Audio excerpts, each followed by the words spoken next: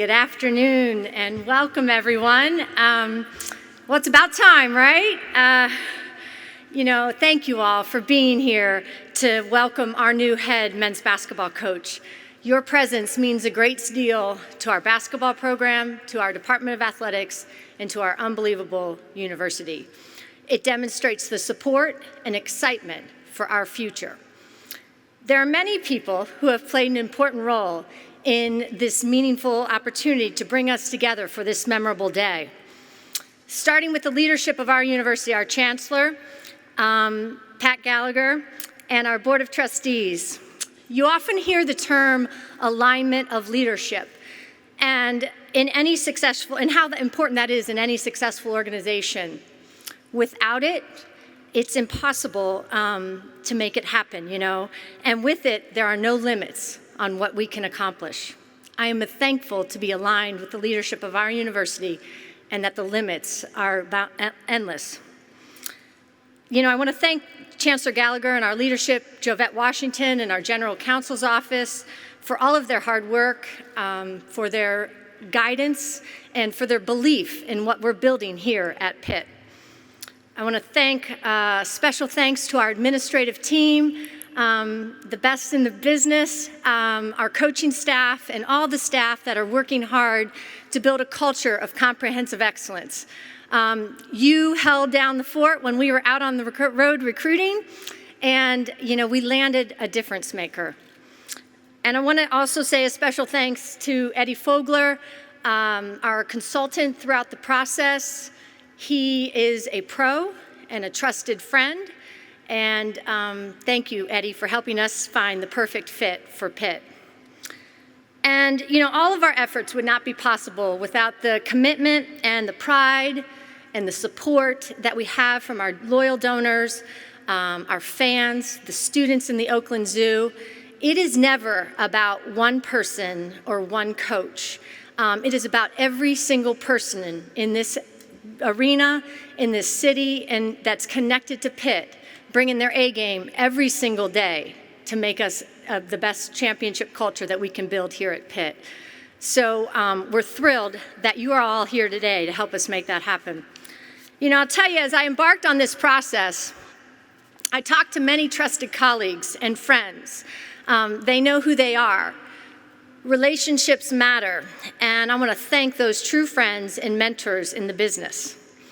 As your athletic director, there's a plethora of things that we deal with every single day, but there's nothing more important and more exciting and really more rewarding than the opportunity to hire a head coach.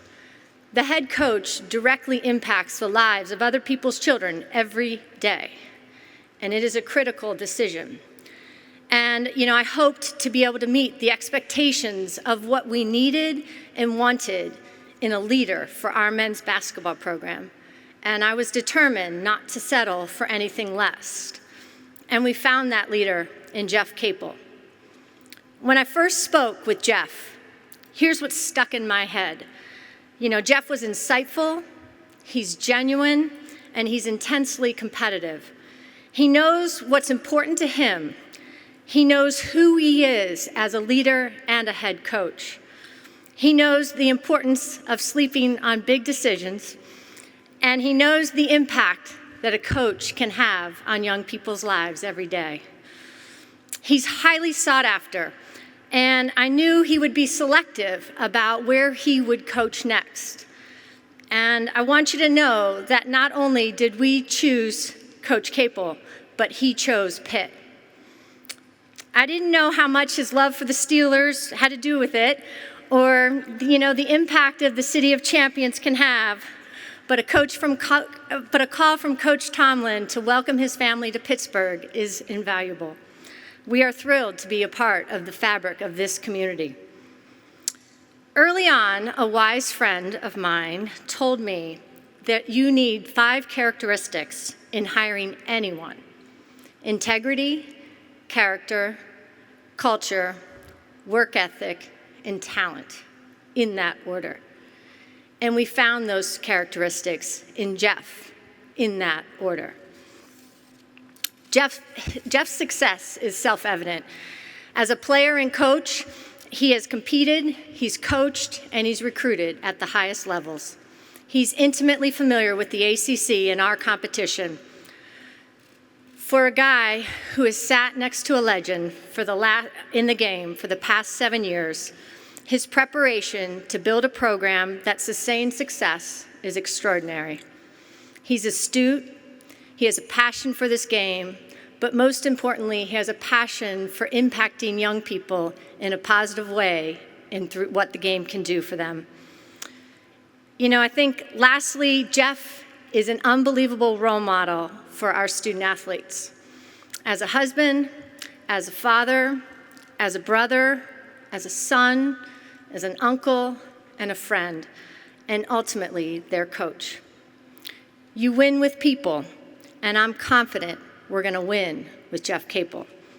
And we're thrilled to welcome Kanika and Cameron and Sydney and Elijah to our Pitt team. And so, ladies and gentlemen, it is my distinct privilege to welcome and introduce to you our new head men's basketball coach, Jeff Capel.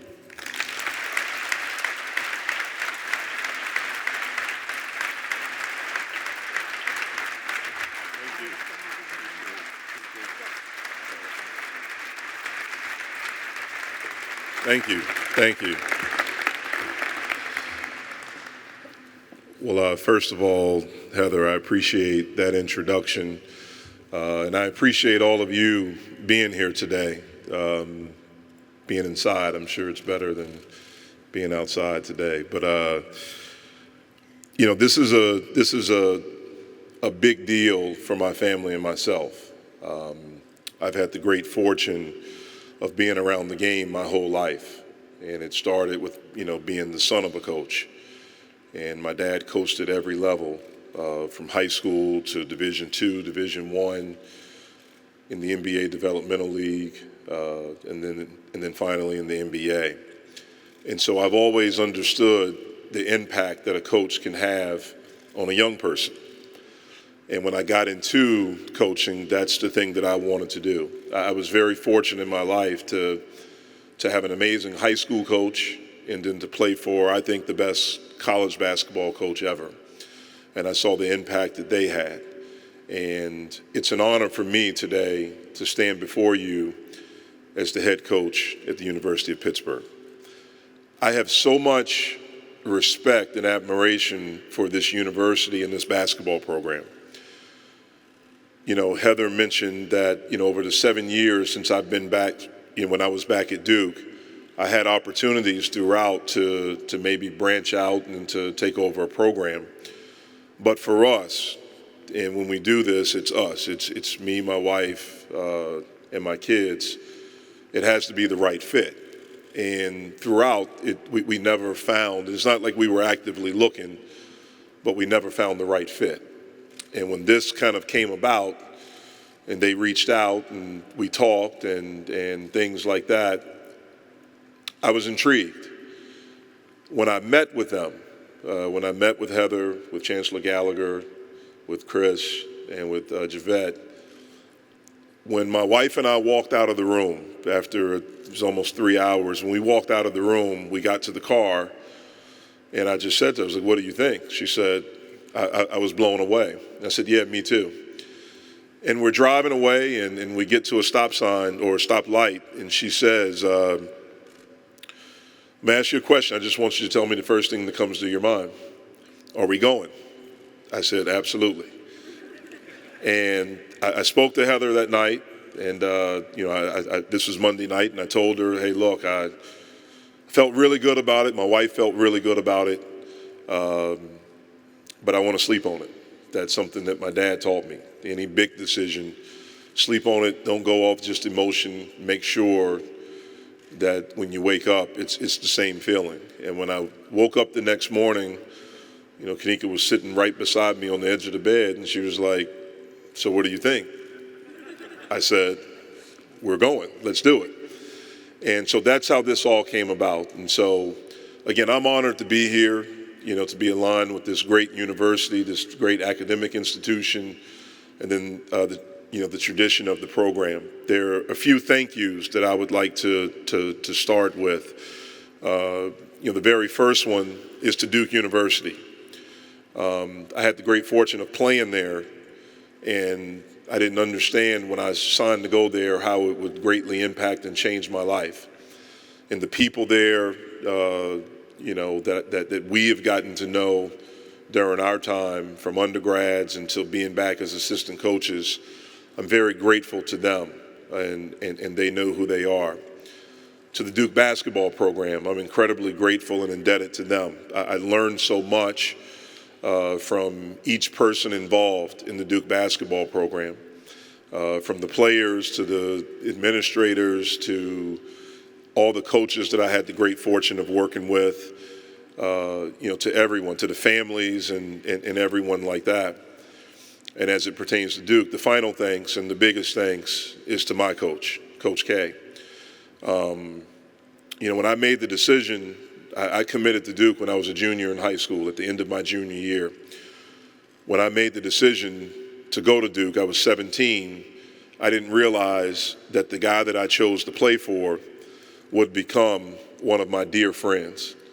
And not just a mentor, but a friend, someone that I obviously look up to, but someone that I've laughed with, that I've cried with, that has been there for me in the greatest times, but also in the most difficult times. So I'm very grateful for those relationships. I'm thankful for my parents.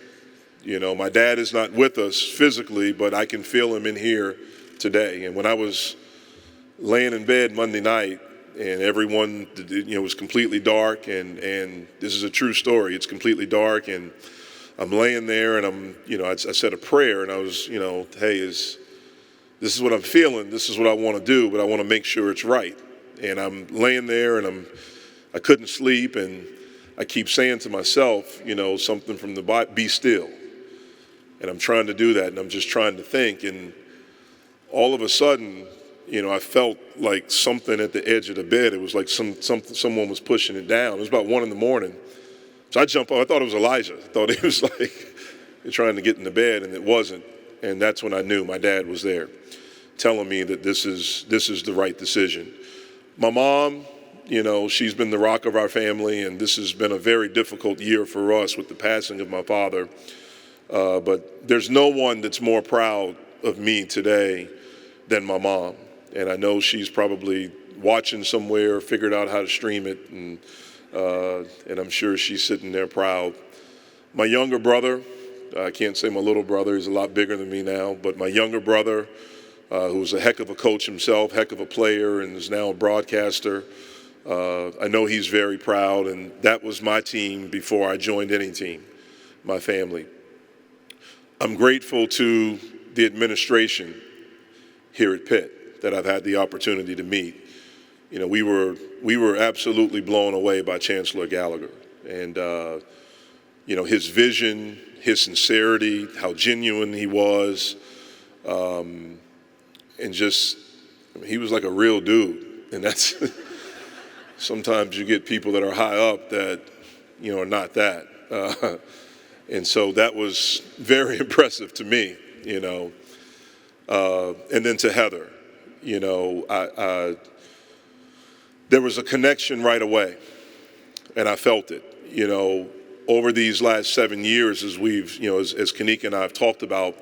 The thing that I always said was that what I would look for in a situation when I become a head coach again, there are a lot of these things that, we would look for, but the main thing is that I need an athletic director that believes in me, that understands me, and that believes in me.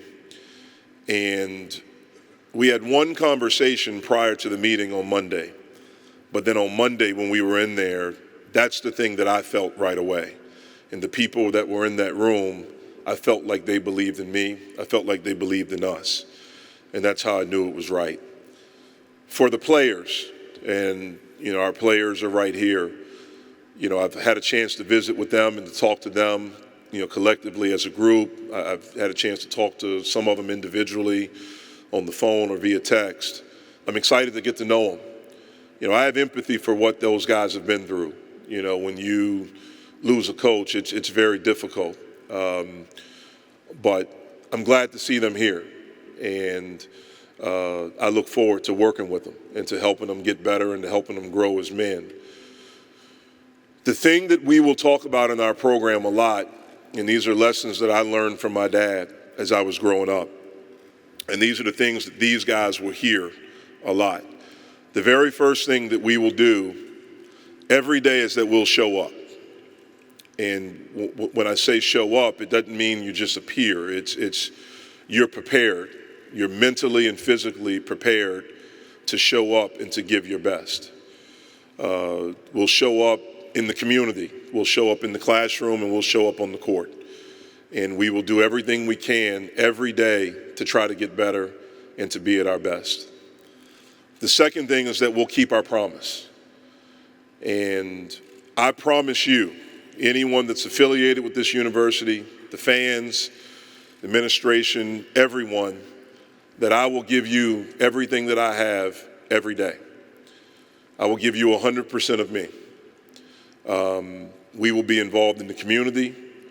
We will be involved on campus and certainly with our program. I understand that this is not just my program. This is our program.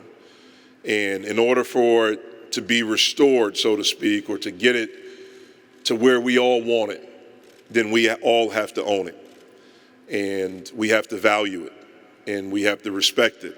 And we have to show up every day, and we have to give it our best every day. I promise you that I will do that. I promise those young men that every day they'll get the best from me. They'll get everything that I have: knowledge, love, support, discipline.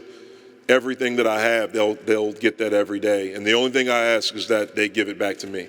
They give me 100% of themselves. The third thing is that we will appreciate what we have.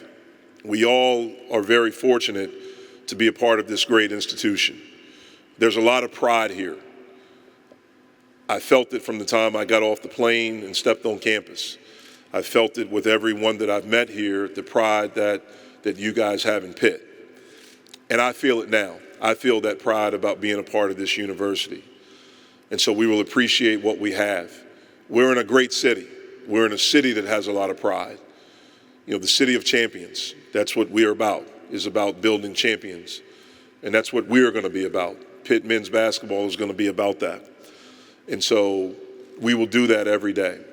And then the last thing, and it's probably the biggest lesson my dad taught me when I was growing up, and I heard it all the time, is that there will be no excuses. We will figure out a way collectively to get this done. And there will be no excuses for lack of work, for not being the best that we can be. That will not happen. We will do that every day. And so I look forward to teaching these guys that, to working with them, and to helping them become the best versions of themselves individually. And when we do that, we'll become the best versions that we can become collectively as a group. There are many reasons why I chose, or we chose, that this was the place for us.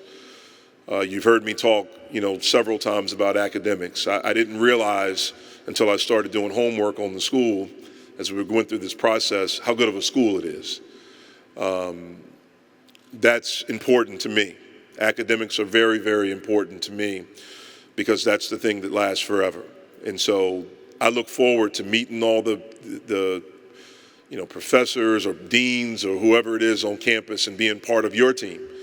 And for us, aligning together, the people in academic support and all those things. But that was one of the things that was very enticing to me. The fact that it's in the ACC, a conference that I grew up watching and dreamed of being a part of when I was young. And I had the great fortune as a player to be a part of it.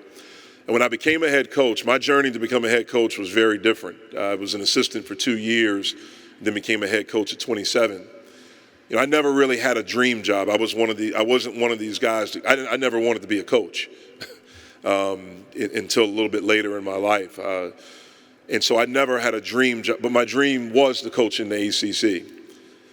And so that was very enticing. The fact that it's on the East Coast, All of our family is on the East Coast. And so that was very exciting. A program that has tradition. If you look back at the great players here and the great teams and the championships that were won in the Big East, and as we've embarked now on the ACC, I look forward to building that. So being a part of a tradition, a great city, a city where I could see our family living and being a part of, being a part of the community. That's what drew me. And then the last thing, and as important as anything, are the people. And so I stand here today honored, excited, and ready to go, and ready to get started and to build this back into a championship program. And I have absolutely no doubt that that's something that we will do. So again, I thank you all for being here. I look forward to meeting all of you. I'm a person that I enjoy meeting people. I enjoy getting to know people, and I look forward to getting to know all of you. So thank you.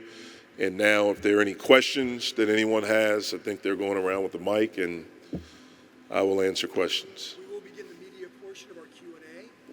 If you do have a question, if you can please raise your hand, state your name and affiliation, and ask away. Yeah. Craig Meyer with the Pittsburgh Post-Gazette. Welcome to Pittsburgh, Jeff. I was curious, coming off of your 7 years at Duke, I guess after the way that your time at Oklahoma ended the way it did, in your time at Duke, what about you do you feel like changed as a coach and as a person? And what did you learn about yourself as a coach and person in that time? Yeah, well, I appreciate the question, Craig. Duke was necessary for me. It was something that had to happen. I believe everything happens for a reason. And, when you get fired from a program, which I did at Oklahoma, that's not fun. And it's something that I probably always feared. When you were, I was named the head coach at 27, it wasn't a very popular thing. People thought that the people at VCU were crazy. And so I always coached with a little bit of a chip on my shoulder to show them that, hey, these people weren't crazy. They did see something. So there was always a little bit of fear there. When I got fired, it was rocking to me and to my family. It was just Kanika and the two girls at the time. And it's a complete life change. And going from a head coach for 9 years back to an assistant, it was interesting. It was interesting, but it was necessary. I learned, during my 7 years at Duke, I think the biggest thing is how to really run a program. I thought that I was good before, but I know that I'll be better now because I've had a chance to sit beside and be with every day and have these intimate conversations with a guy that I think is the best that's ever done it. And I knew Duke as a player, but I didn't know the ins and outs. And that's the thing that I've learned. And I'm a guy that asks a bunch of questions. And through 7 years, Coach probably got tired of me asking questions. But again, I think I've learned how to run a program better, the ins and outs, just everything with the program. I know I've become a better coach. I think I will have better balance now as a head coach, maybe as I did before. I think I've learned not to take myself as serious as I once did, when I was a head coach. And that this should be really fun too. But those are the main lessons, I think over the 7 years that I learned back there at Duke. Hi, Jeff. Tim Benz from Trib Live. Question for you about why and when. I guess why did this feel as much of a good fit for you as it was with the roster being in so much of a state of flux as it is? And as far as when, I think you alluded to one conversation that you had before the meeting on Monday. When exactly was that? And is that when Pitt appeared on your radar to be a point of interest for you? Or had it been since the minute they moved on from Kevin? Yeah, why?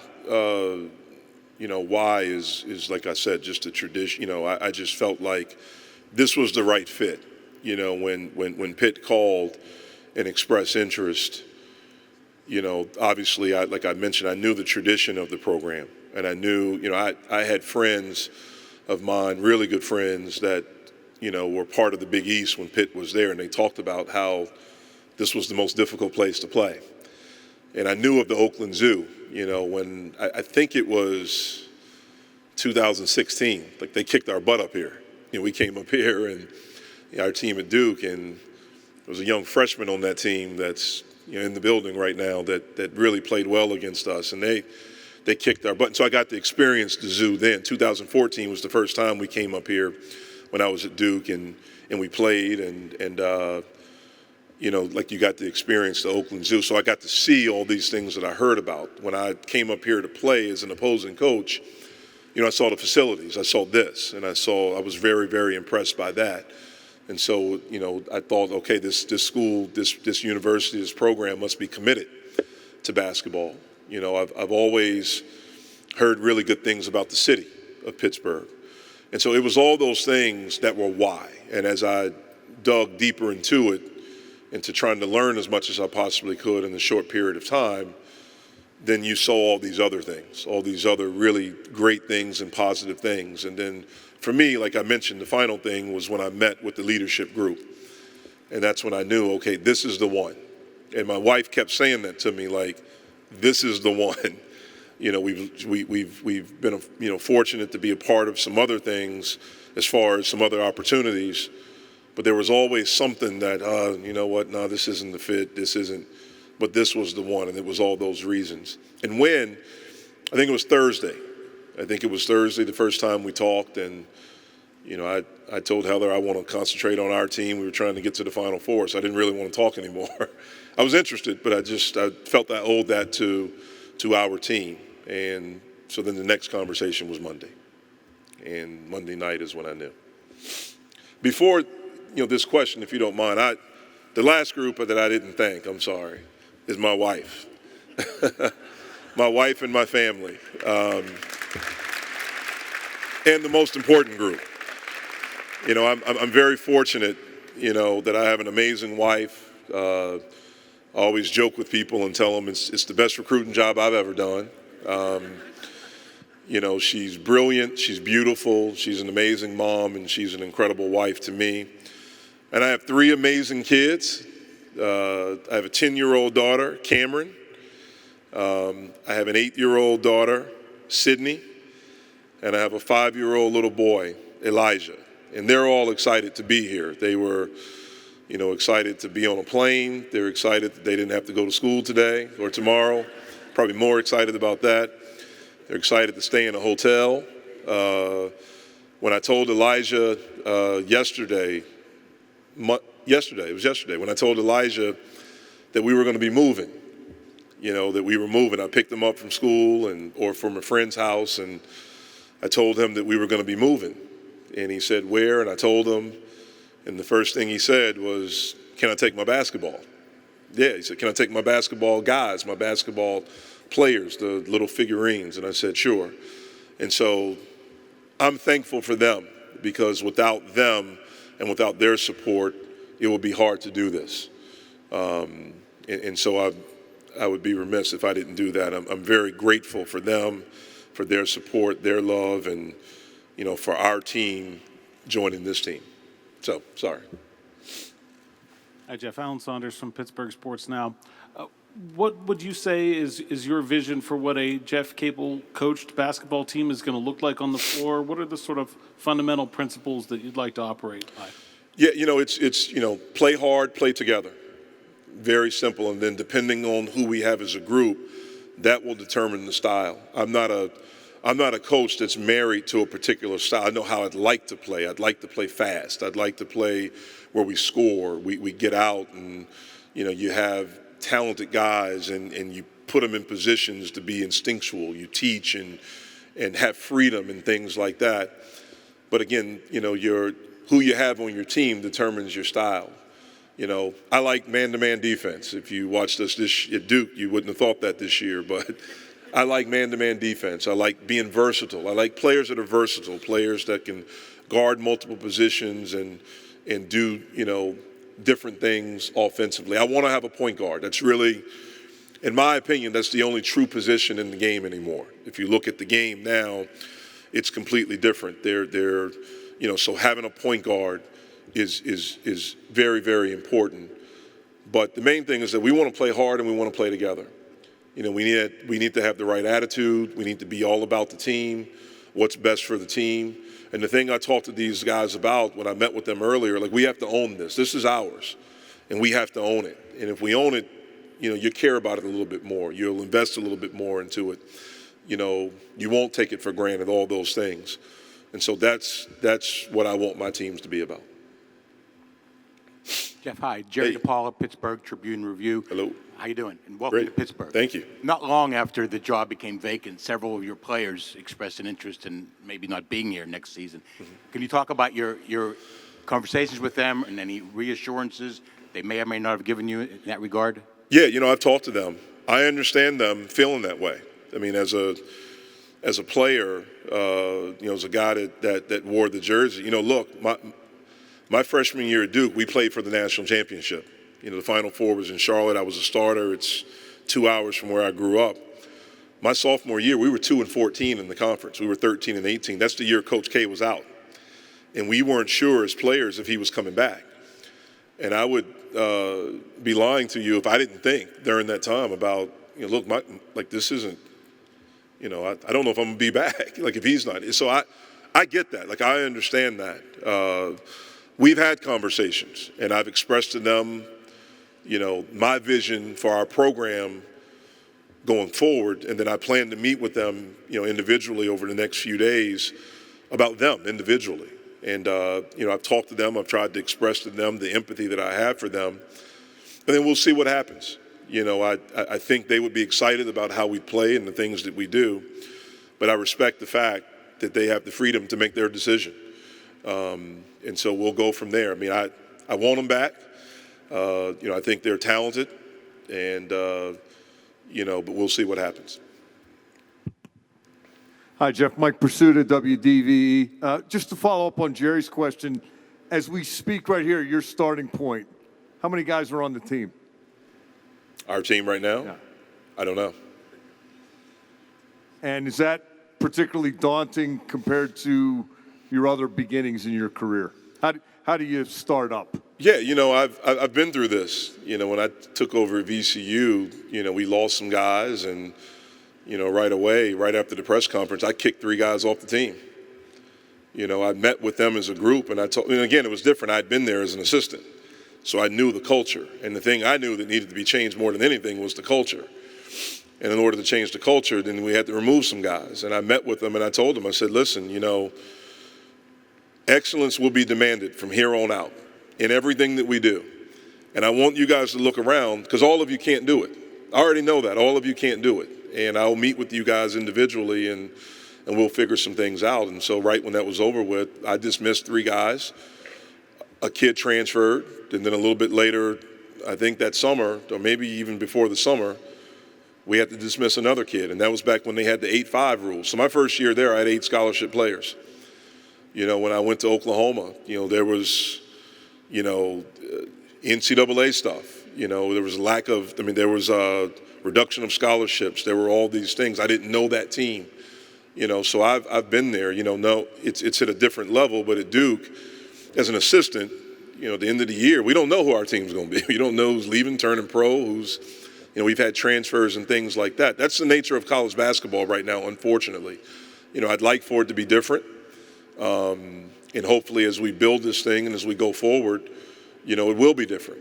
But right now, that's something that I'm not exactly sure of right now. Is it daunting? Yes.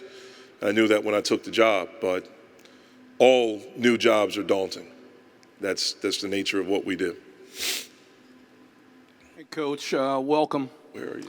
Bill Neal, New Pittsburgh Okay, sorry. Courier and Champions Live sports talk show. And for the record, I thought it was a charge. You're right. I'm just saying. You're right. The question I posed to Coach Tomlin when he first arrived, any thoughts about being the first African-American coach in this position? I didn't know that. You know, obviously it's an honor.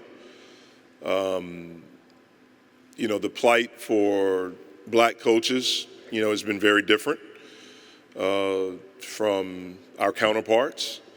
And it's something that I take, you know, very seriously and take with great pride. You know, my dad was a guy that knocked down doors, that did different things. I grew up in an era where my dad was friends, with Coach Thompson, with Coach Cheney, Coach Richardson. And so those are some of the examples of mentors that I've had and people that I've looked up to. And so I'm excited about that. I'm excited to get to know Coach Tomlin.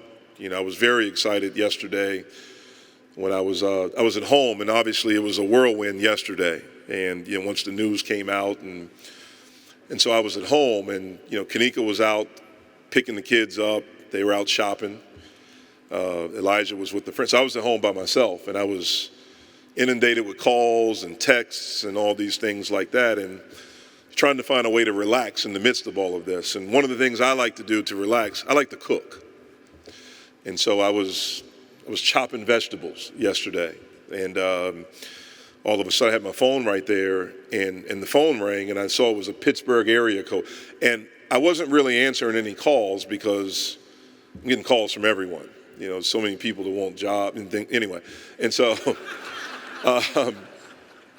I saw a Pittsburgh area code, and I answered it because I thought it was one of the players. I'd reached out to some of them via text, and I hadn't necessarily plugged their names in yet, like or whatever. So okay, let me get this. This is maybe one of the guys. And I answered, and he's like, "Hey, Jeff, this is Mike Tomlin." And I thought I was being punked, to be honest with you. Like, a great friend of mine, I told those guys on the ride over here today, a really good friend of mine and a colleague, a guy whose friendship that I really value, John Shire. I think you guys had him coming here. John has this app on his phone where he has this like prank call app on his phone, and he's always prank calling people. And we'd be at like a training meal, and he'd be prank calling our players, and he could so I thought it was John. I thought I was like, because he knows how much I love the Steelers. And so I was very, honored to talk to Coach Tomlin, and he talked to me about Pittsburgh and living here, and we're going to get together and things like that. So I'm honored to be the first African-American coach here, and I take that with a great deal of pride. I'm sure the community would take that with a great deal of pride, and hopefully this opens doors for other young coaches out there that aspire to, to be in this position one day. Paul Zeiss from the Post-Gazette. Hey. Everybody that we talked to yesterday about you, all of these quotes on this sheet, pretty much everybody refers to you as a great recruiter, like you're this elite level recruiter. One, could you give us a little bit of insight as to what you think makes you a great recruiter? And two, do you feel like when you're wearing Pitt on your jacket instead of Duke, you'll be able to get into the same level player's house as you were able to your last 7 years? Yeah, I don't look at myself as a great recruiter. I don't look at myself as a great anything, except I think I'm a great father. I'd like to think I'm a good husband. I think I'm a great father. Everything else, that's for everyone else to, put those superlatives on me, whatever they want. Do I think we can get in the door? Yeah. We got in the door with guys that maybe were above us when I was at VCU. And we certainly got in the door with guys, people didn't think we could when I was at Oklahoma. And so I have no doubt that we can do that here. There's a brand here. There's being a part of the ACC, there's a tradition here. There are facilities here. There are resources here. You have a great city. You have a great academic institution. I don't see why we can't. And we're gonna go after it. And we want to get guys that fit. I want to get guys that fit what we're trying to build here, what we're trying to do here. That's what I want. And so sometimes that's an incredibly high-level player. Sometimes it's a guy that that's high level that maybe other people don't know. I've never been one that kind of looked at, okay, well, this guy's highly ranked, so I should go after him. No, it's about the right fit. And that's something that we'll go after. Whoever's the right fit for us, we're going to try like heck to get him here at Pitt. Colin Dunlap, 93.7 The Fan. Kind of to follow up on Paul's question, is there a geographical area of emphasis that you do have or will have in recruiting at Pitt? Emphasis, I think, the East Coast. But, me, I believe I can recruit anywhere. I can believe I can recruit a kid from anywhere. If I get to know them and get to know the parents and, build a relationship, I think we have the resources and things here if we can get a kid on campus where they would see the things that we would talk to them about. So I'm not putting a limit on just the East Coast or any particular area. We're going to go after the best players wherever they are.